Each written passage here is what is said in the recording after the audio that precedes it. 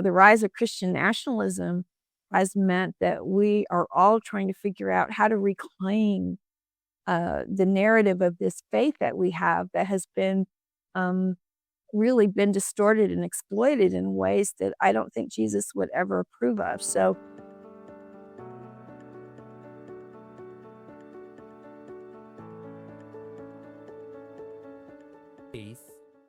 what type of leadership does our church need now? Today on Sacred Rebel Voices, I'm pleased to have my guest, Reverend Terri Hord Owens, the General Minister and President of the Christian Church Disciples of Christ, and the first African-American woman to lead this denomination. Welcome, Terri. We're glad to have you here today. Well, thank you, Jerry. It's always good to be with you, and such an honor to have this conversation with you. You know, I was wondering, when you were there at the General Assembly, and with the possibility now the votes being taken, but you don't know if you're going to become the general minister, what were you feeling about that, and what was going through your mind and your heart at that time? Oh, wow. There was probably more anxiety at that point than there had even been during the search process and the rounds of interviews. I was previously pastoring in the western suburbs of Chicago and Downers Grove, and was dean of students at the University of Chicago Divinity School. So quite honestly, I told myself, if I'm not the candidate, I'm fine, because I'm very happy doing what I'm doing. But I think more than anything, I felt the anxiety of the whole church, because I think because of our history where we have seen one situation where the candidate was not elected, I think people both felt that kind of anxiety. But I did feel that night it felt like a big celebration, and not that we have arrived or become post-racial or anything like that, but it was a historic election. The same kind of energy, different kind of energy when we elected Sharon Watkins, the first woman, being the first person of color to lead the church, was truly a warm and emotional moment. But they had my husband and I sequestered in this little sort of green room while we waited for the votes to be counted. And I remember the parliamentarian sticking his head in and giving two big thumbs up. But I think, Teresa, being the first African-American woman to lead a mainline denomination, you must have had some pushback, letters, different things of people who were not happy or didn't think this was right. Did you have some negative pushback? And talk about that. I think a lot of the negative pushback that I've received happened in two ways. One, internally.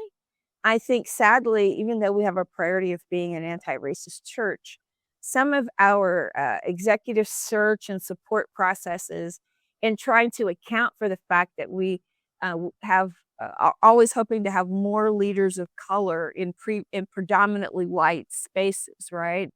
That the sort of the orientation was almost remedial. It was almost like, well, we have a person of color, so they may not know X, Y, and Z about our environment, which is true, but there are also some internal assumptions that I didn't know a lot about leadership, and that I would need a pat on the head and a sidebar to prepare me for certain situations. And I think there have been some assumptions that have probably plagued even my predecessors, and I felt it a little differently, perhaps as a Black woman. A notion that the power structures that are there, the idea was, well, yeah, you're a Black woman, but we just need you to continue to keep things on the road the way they've been going. And almost, we just want you to be a colorized version of what has existed before. There were people who questioned the fact that I led a church that became open and affirming. There are still people who say, oh, you're too political, etc. But I felt it perhaps more internally in our church as I went to different places. I think people had this assumption that I was going to be this wildly radical person because I was very justice oriented and because I was Black. I remember going to one region that I won't mention where I wouldn't say I felt a chill in the air, but they weren't quite sure what to expect from me. And then afterwards, they said, wow, you preached from the Bible.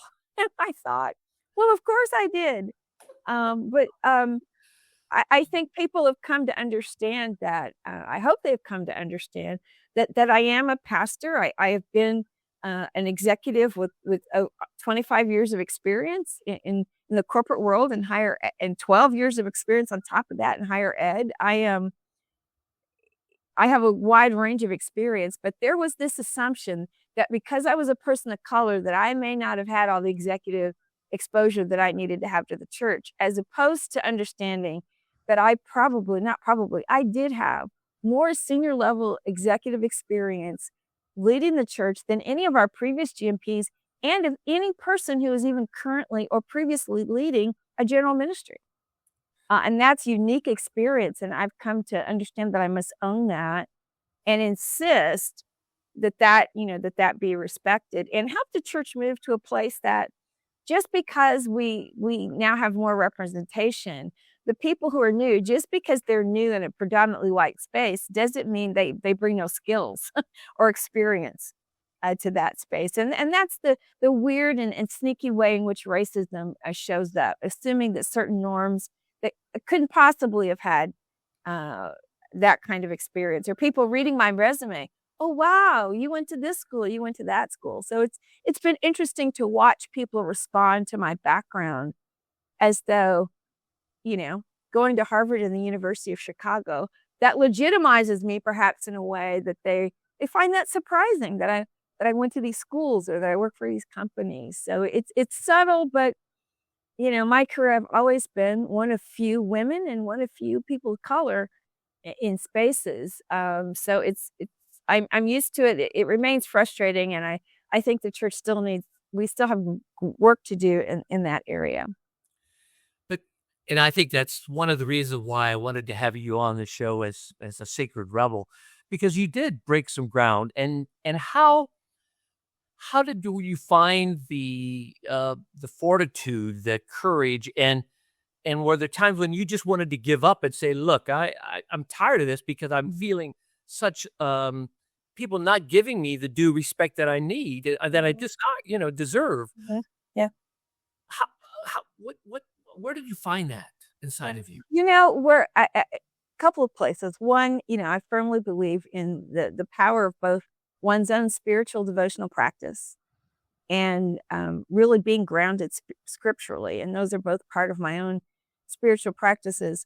And I also found a lot of encouragement because some of our, and we've had a huge shift in leadership at both the regional and general level. I was outside of this regional and general culture. And I learned that was a good thing, that I was bringing fresh eyes to it. And I learned not to think about it so personally. And I think I've built good relationships, but I do think there are still places in the culture where the idea is like, well, we're really in charge over here, and we're really in charge over here. And there's just this historic tension between the notion of even having a head of communion or a GMP in our context. But the thing also that really grounds me is our people in our congregation. I spent a lot of time on the road, traveling to regions, being in congregations, doing a lot of ecumenical and interfaith work. And I have received a lot of appreciation from disciples in the pews, a lot of criticism from disciples in the pews who think I'm too this or too that, but a lot of love and appreciation for my approach to things and my willingness to be present in certain situations, and for my style of leadership. So disciples have really grounded and given me that affirmation and support to say, we're with you. We think you're doing the right thing. God bless you, praying for me and supporting me. And I have friends and mentors within the church that I call, people talk about a kitchen cabinet, but I have people that I can go to and talk to. My predecessors among them, Dick Ham and Sharon Watkins and John Humbert. I've built really good relationships with them and kept them in my loop and tried to keep them before the church as a way of saying we must not forget where these leaders have brought us, that what I'm talking about is a continuation and a furtherance of who we are as disciples, and perhaps getting even closer to what the original hope and vision was of our new denomination in 1969. So it's really the disciples out there who continue to nourish me, as well as my own spiritual practice, which is absolutely essential, I think. Well, in today, with as I was making reference in my opening remarks, with our country dealing with divisions and racism and the kind of the future of faith, what is the type of leadership that we need? Because you came from the outside and you saw how an institution, like any institutions, Right. gets ingrown. And what do you think for those who are listening, maybe that are leaders in other organizations or pastors? Mhm. Mhm. What do you think is going to be key to that? I think first we have to move away from our concern about these religious institutions that we lead. We are more concerned about the survival of the institution. In other words, how many members do we have? How big are our churches? Our churches closing. We see all the graphs and all of the Pew research and the Gallup polls about people not being affiliated with church and the numbers going down. And that's not the gospel. That's not the work that Jesus gave us to do. And I've been trying to focus the church on not even coming up with the next. Somebody said, "Well, what are our mission priorities?" And I was like, "Well, even Dick Ham said to me, Terri, you don't need your own version of Vision 2020. You need to be discerning what God is saying to you." And so, um, I think we're in a space where across the spectrum of Christianity, we've got to focus on this message of um, evangelism for me is letting people know who Jesus is. And what I want people to know about Jesus, Jesus cares whether you eat. Jesus cares that you have a job that allows you to have decent and safe housing, allows you to feed your children, that you have health care that doesn't cause you to go into bankruptcy after one hospital visit, that you have access to good education that is not based on your zip code or the wealth of the value of your home. And so this public um, projection of what we want for our world, for me, is the real work of the church. We strengthen ourselves in local congregations, but our work is not just to build institutions. Our work is to impact the world with this message of Jesus and what Jesus has called us to do. So I think I see a lot of folks moving back toward that kind of prophetic work. And I even say in my book that this religious institutionalism, where we care more about the institution than we do about the message we're called to deliver, is going to take us down, because nobody needs a place to go for coffee on Sunday. There are lots of places where we can go for that. So there has to be something else that we offer. Lift up a real highlight of being in this role as general minister and president that you wouldn't have had a chance to maybe experience. And then I also want you to share about what was one of the most difficult or challenging things about being in this role. But maybe first share with us what was really one of the highlights for you about being in this role. And I think what one of the highlights, besides just being able to, I always say I see the whole church the way I wish the whole church could see the whole church. Not many people get to see the diversity in so many ways that I see, racially, ethnically, geographically. Uh, we're all across the map theologically and sociologically. But I've had the great honor to advocate for some important things, be it for immigration reform with DACA. That was a huge issue when I was first elected. And I remember I've now become good friends with Jim Wallace, right? An evangelical who believed in justice long before the evangelicals thought it was relevant. Working with folks at the National Council of Churches, working with William Barber on the Poor People's Campaign, being in Congress and speaking at hearings, and being able to give voice to the things that I've always personally cared about, and being able to represent our church in doing those things. I would not have been at those tables had I not been a general minister and president. I sit on the World Council of Churches, meeting Christians from around the world, different doctrines and even theologies. And the life experiences that I've had traveling to visit our global partners all over the world has been a real gift and honor, and it's helped me to really appreciate the full breadth of the work that we do. Share with me what have been one of the most challenging things and kind of things that really wore on your spirit and hardest things about being in this role? In really almost in the last year, my time since 2017 has overlapped with both of the Trump administration. And there are things that, regardless of what political party, the rise of Christian nationalism has meant that we are all trying to figure out how to reclaim the narrative of this faith that we have that has been really been distorted and exploited in ways that I don't think Jesus would ever approve of. So making difficult statements, be it about uh, DACA, be it about ICE, be it about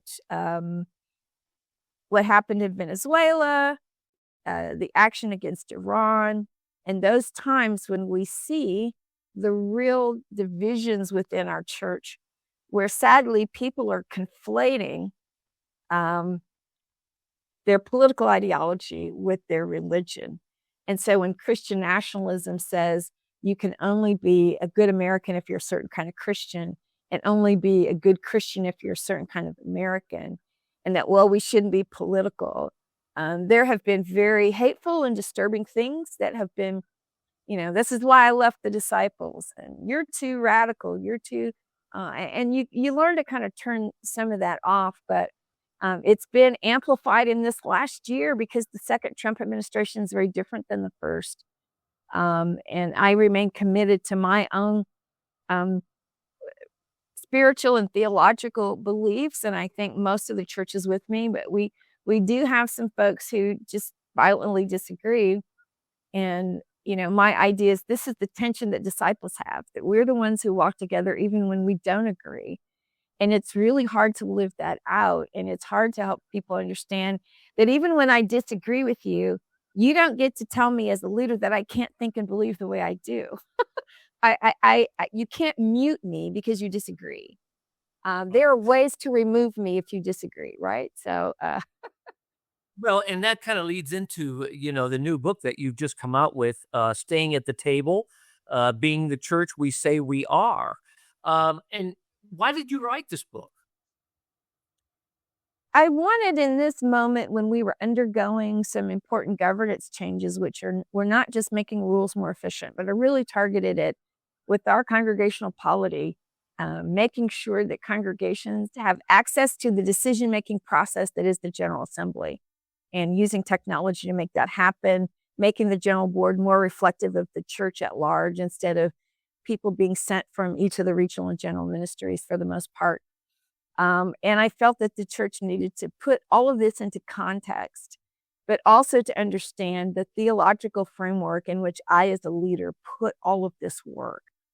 And so that's why I wrote it, and I hope it stands as an articulation of the vision that I have for the church, even as we're kind of past the imagining stage and now implementing some things. But it does begin with a theological framework that's really important to me. And I've always said that I felt that disciples and really Christianity itself needs to get back to the basics. I think Christians today are spiritually dry and biblically illiterate.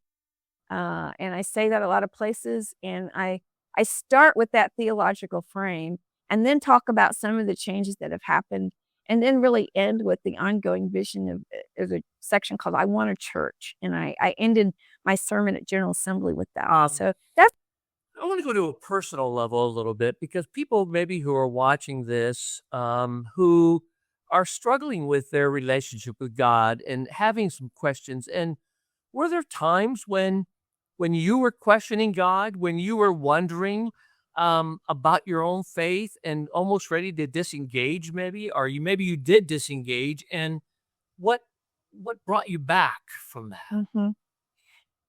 There was a point after, everybody has their own call story about how they're called to ministry. And I was I turned 40 during my first year of seminary. I won't tell you how old I am now, but I'm not in my 40s anymore. And it took me a long time to acknowledge that this is what was happening. I didn't think I was called to be a congregational pastor. I thought I was called, I wanted to do drama ministry. I did a lot of that work because my husband's a worship pastor.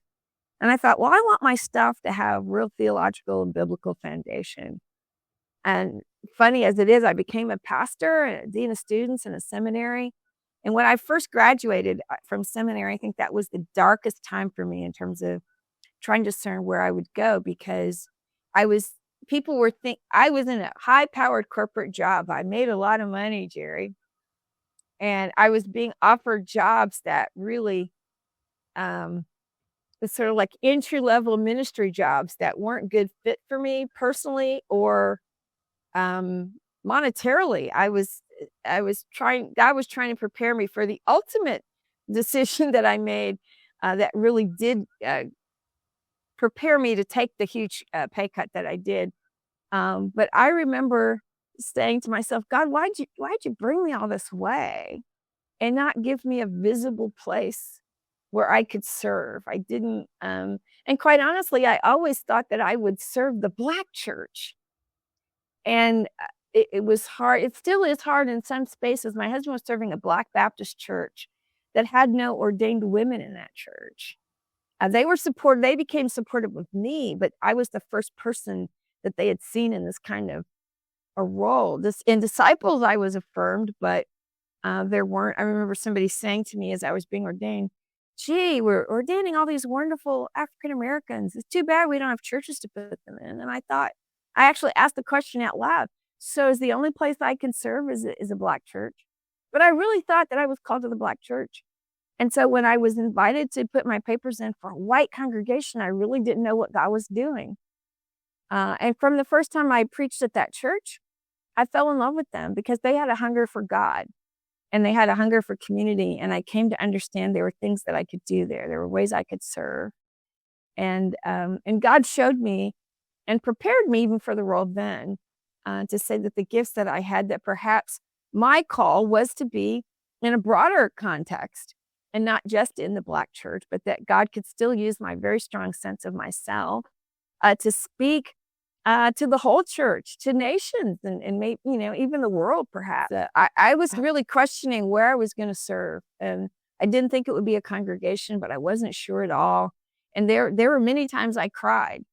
I remember walking out of an interview going, God, why is this not becoming clear to me? And so I came into the call of my life. I'll be open and honest about my age. I was called to be general minister and president when I was 57. And I tell people it took me that long for God to really make clear how all of this was coming together. And for some of us, it may take longer. If I had come into ministry or some of the roles earlier, I wouldn't have had all the other experiences that I had that have prepared me in different ways to be Terri Hord Owens and not just a minister who went to seminary at 25 and served. I'm not that minister. I'm different. And there were times when I really wasn't sure God saw me. And so little by little, I was so happy in that small white church pastoring and the changes and things we were doing. I would have stayed there, Jerry. I was so content. I would go back to them now. They've got a wonderful pastor, but God really showed me what gifts I had for pastoral ministry in that place. And I'll be forever grateful for that. But yeah, I was almost retired before I figured it all out. Well, and I appreciate you sharing that place, because I want to stay with that for a moment, because many times we're in that, and other people are in that place where they're going, I don't know what I'm doing. God, I feel like I want you to guide me. I feel like, for you to give me some vision and understanding where I'm supposed to be, but I don't feel that right now. And yet you didn't give up. You took another step and another step. And now when you look back, you have a greater sense of seeing God's kind of work. And that's what I want to celebrate, because I know you had the degree in government and history but yet, you started out not being in the corporate world and not being in ministry. And that experience is what brought you to where you are today. Absolutely. And I'll give credit to my husband, Walter. We will celebrate 39 years of marriage in August. And he was always, I call him my Eli, the priest who helped Samuel figure out that it's God who's calling you. He's always been one who really saw my call perhaps before I did, and always encouraged me. And we talk about now looking back, and we see where God dropped the breadcrumbs all along the way. That every step, every open door, and you take one step and then the next. I was a planner, a manager. I was like, I wanted to see the whole thing laid out. How do I get from A to B? And God just doesn't work that way with everybody. Certainly didn't with me. And I think we can doubt ourselves. There's a sense of a professionalization in ministry sometimes where people. I became bivocational minister at a time when that was kind of looked down upon. And it's like, well, why aren't you in a church full time? Almost as if, are you not faithful? When you become faithful enough, you'll become a full-time minister. Well, the landscape of ministry is changing, right? And now people consult with me about, wow, what was it like to be bivocational? This job, this call as GMP is the first time I've been full-time in ministry. I served for many years being bivocational and enjoying all of it. And I was in a church that could no longer afford a full-time pastor. And so the landscape of ministry, the types of ways in which God is going to use us to be relevant in society are always shifting. And perhaps I was on the cusp of some of that, but I'm grateful for all the experiences that I. Well, as we're coming to the end of this time together, and I appreciate this whole conversation, I want you to take a moment to think for those who are listening, maybe who aren't in any leadership role in a major way, but maybe try and understand their faith, things that are going on in their life. Maybe they are trying to serve in a leadership in a better way. But what would be one thing that you would offer to them to know, and word to give to them as we end this conversation? Mhm.